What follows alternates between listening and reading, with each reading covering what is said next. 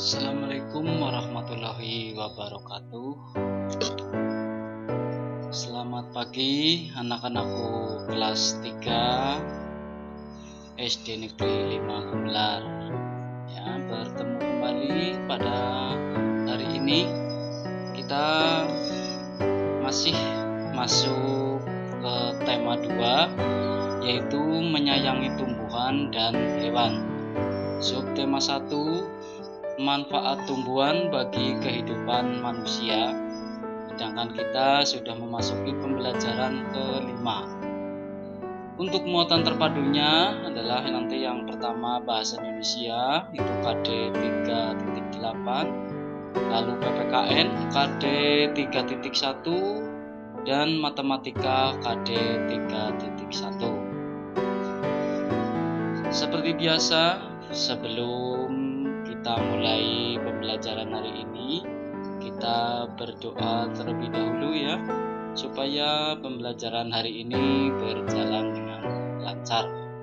Sambil menundukkan kepala, berdoa mulai. Selesai. Anak-anakku, bahwa tujuan pembelajaran nanti yang akan kita lakukan, nanti diharapkan kalian itu dapat memerankan tokoh dongeng dengan ekspresi yang tepat. Lalu yang kedua, nanti kalian dapat menyebutkan arti penting bersikap baik kepada sesama manusia sebagai wujud pengamalan sila Pancasila yang dilambangkan dalam Garuda Pancasila. Lalu tujuan yang ketiga, dengan kegiatan review, siswa dapat menemukan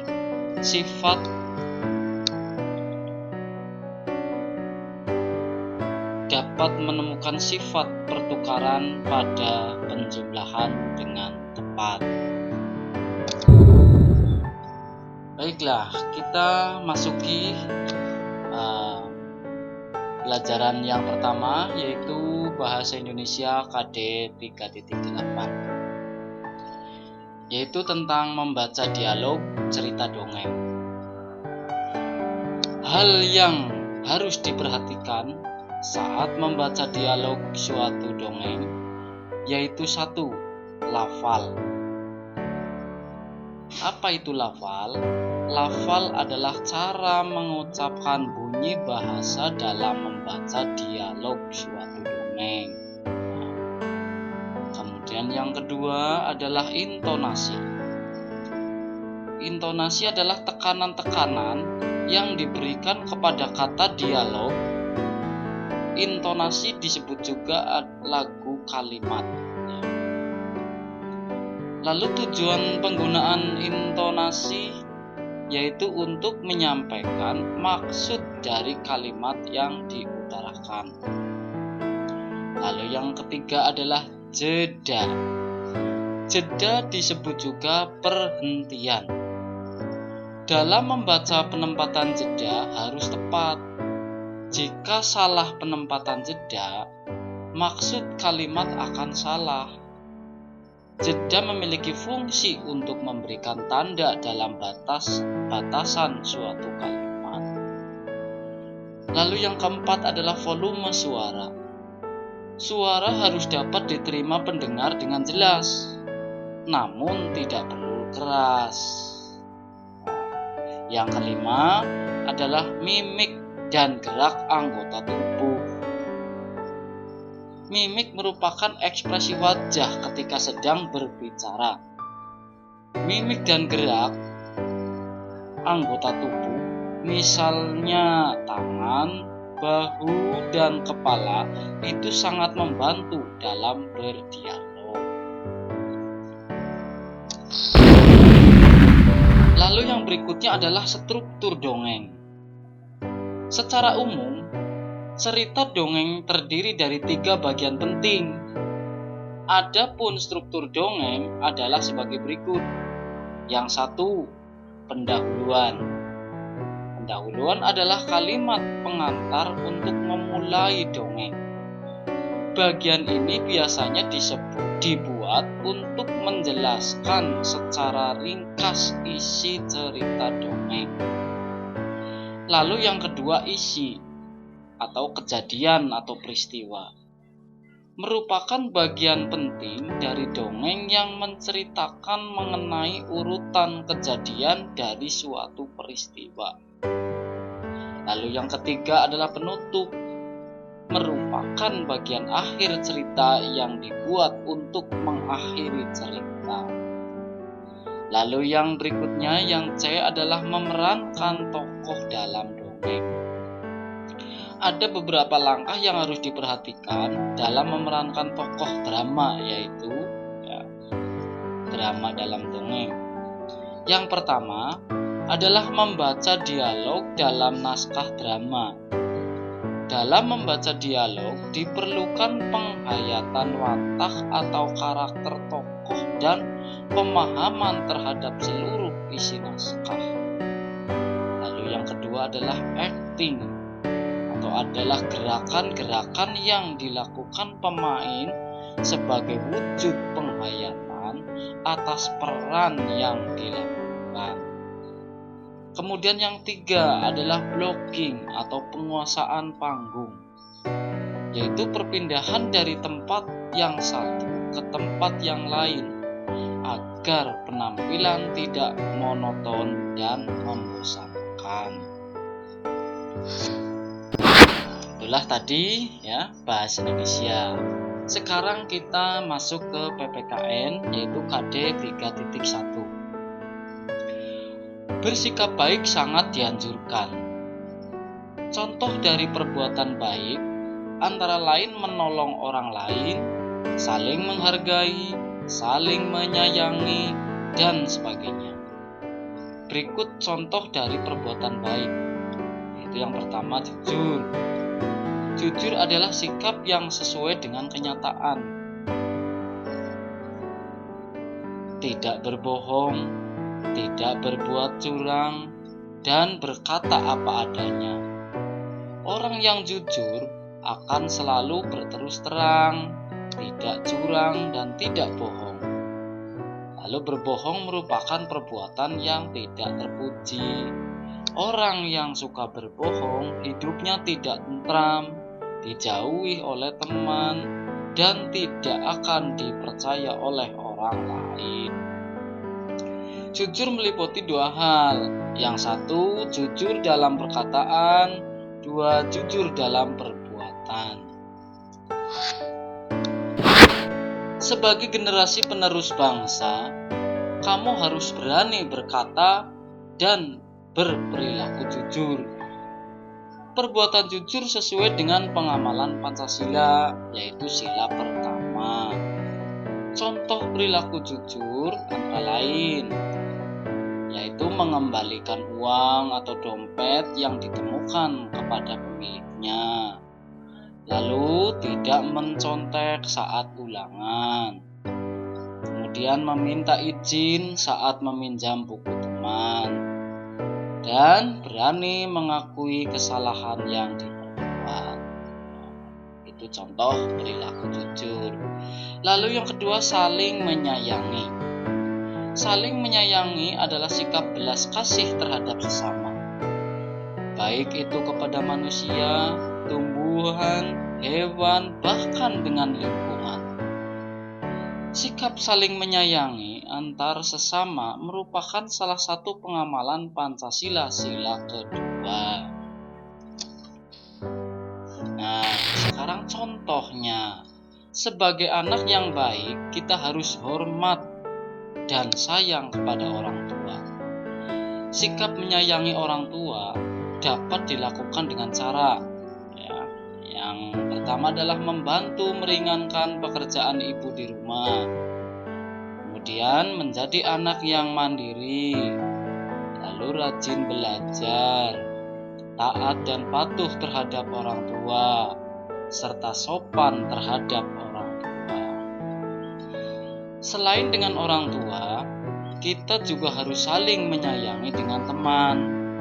Contoh perbuatan saling menyayangi teman yaitu contohnya adalah menjenguk teman yang sedang sakit, menolong teman yang sedang kesusahan, hidup rukun dengan teman, serta berbagi dengan teman.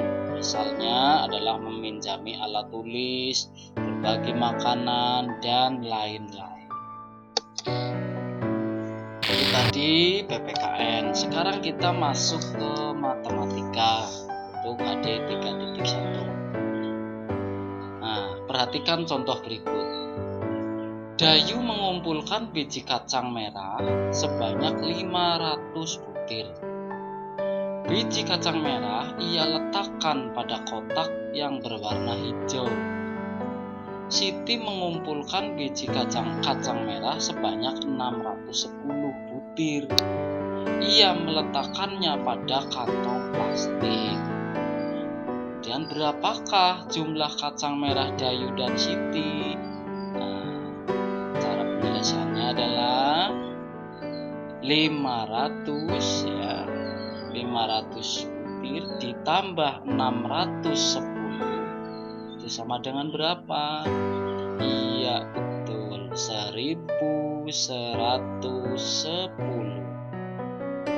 Jadi jumlah kacang merah Dayu dan Siti adalah 1110 butir.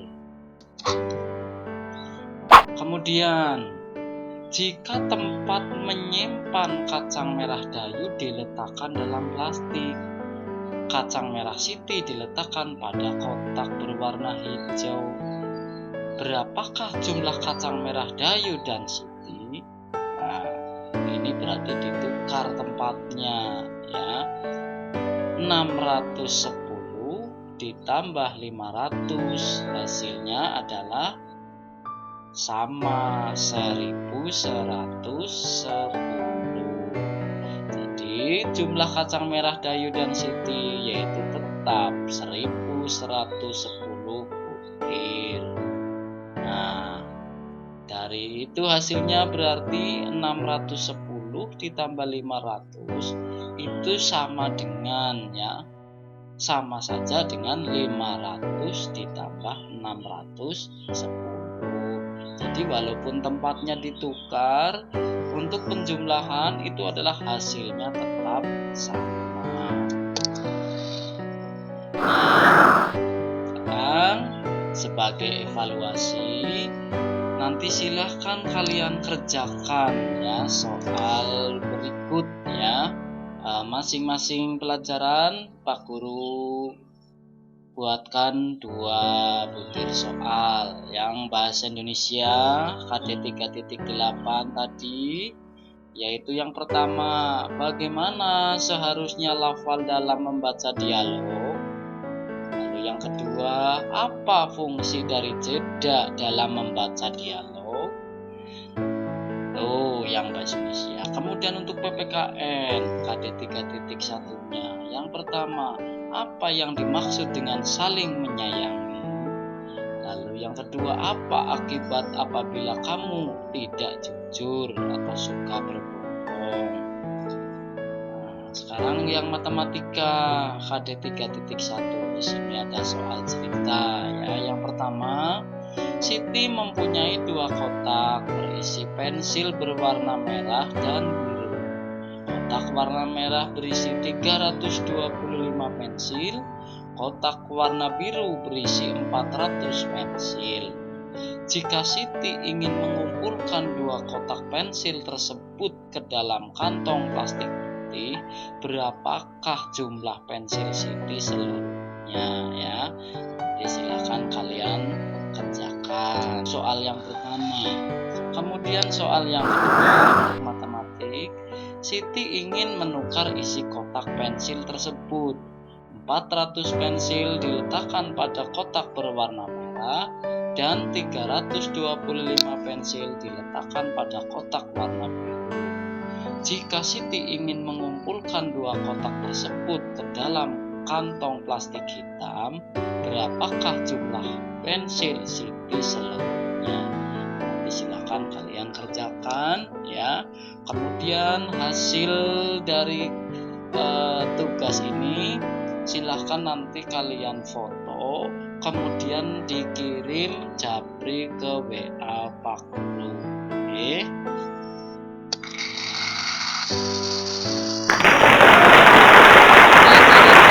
Ini cukup dulu ya, Willing Pak Guru, karena ini masih musim pandemi ya, belum berakhir. Tetap jaga kesehatan ya, menurut kepada kedua orang tua, serta patuhi protokol kesehatan ya. Tidak bosan-bosan Pak Guru setiap hari ya menyampaikan ini, karena ini semua demi kebaikan kalian semua ya. Ini berarti Pak Guru sayang kalian ya. Ingat yang 3M itu jangan sampai ketinggalan, jangan sampai lupa ya. 3M yaitu yang pertama memakai masker, yang kedua menjaga jarak, dan yang ketiga mencuci tangan ya.